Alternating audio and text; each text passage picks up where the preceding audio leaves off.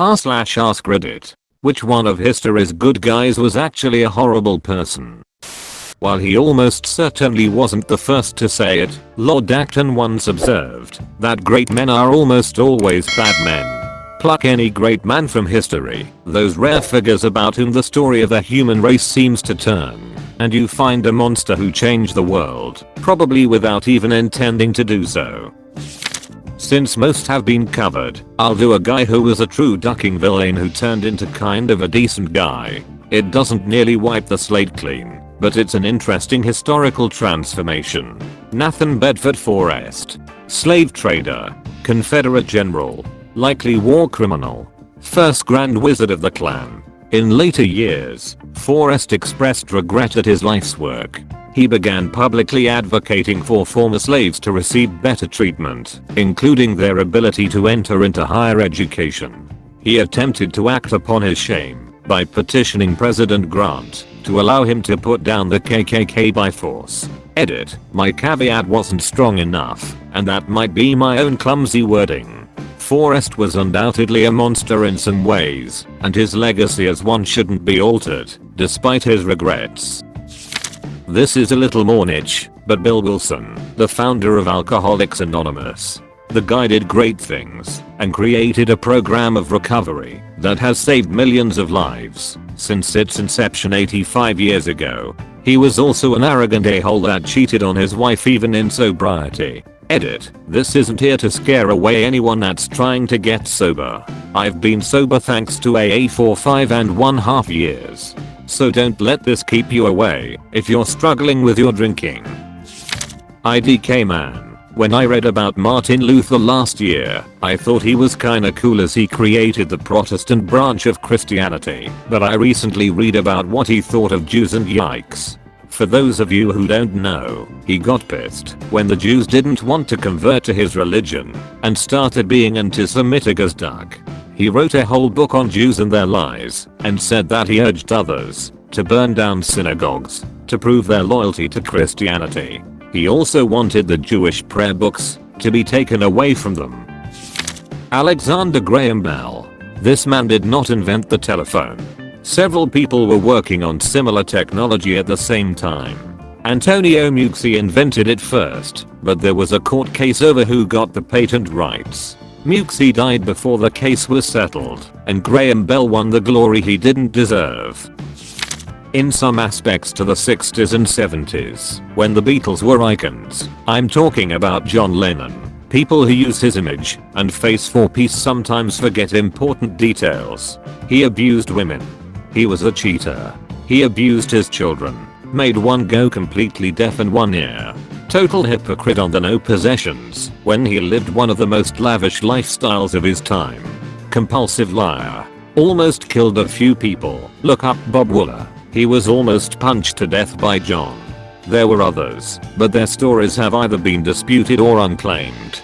So whenever I see a bunch of people sing Imagine, I just shake my head in shame. Cause so many people don't even know how bad he was, but act like he was a saint. Napoleon. I'm French and I don't get why people like him so freaking much here. He re-established slavery and tried to conquer a huge part of Europe, leaving literal bloodbaths behind him. Gosh, even the painting of his coronation reeks of narcissism. He's putting the crown on his own head for FCK's sake. Thomas Edison. Biggest monopolist ever, and took credit for other people's work. He didn't invent the light bulb, but bought the rights and advanced it. He monopolized the film projector plus most films at the time, and it took a very long lawsuit to get that fixed. He took many creations from his employees and put his name on it. This wasn't illegal because of the contracts employees signed at the time, but it's not exactly a sign of goodwill. I don't hate the guy, but his character is often completely exaggerated. Charlemagne. He slaughtered a ridiculous amount of Saxon people for not converting to Christianity. He is also known for destroying pagan shrines and groves, when in reality he was just showing up to unguarded holy places, taking all the trinkets and offerings people had left, and then burned them down. John Lennon. Violent with a beater, vicious, and hateful little shitbag. He used to scream at his baby boy when he was crying. because it distracted him. Wrote imagine speaking about dreaming of no possessions from his multi-million-dollar condo overlooking Central Ducking Park in New York City. Didn't speak to George Harrison for months after he published his autobiography because it didn't praise Lennon quite enough for his taste. Absolute piece of shit. Edit 1. Hot damn. This blew up like the 4th of July at Chernobyl. Thank you all for your comments and opinions. For those who don't believe me, please do not take my word for it. Read his Wikipedia page, all of it.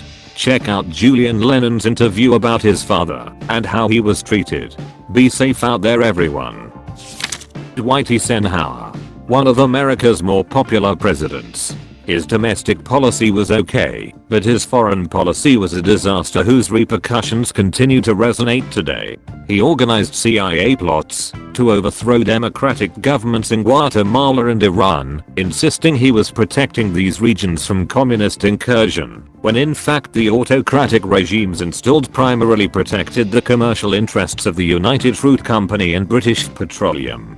He refused to accept the legitimacy of UN-brokered elections in Vietnam, nullifying the democratic process and installing a brutal dictator instead, resulting eventually in the US-Vietnam War.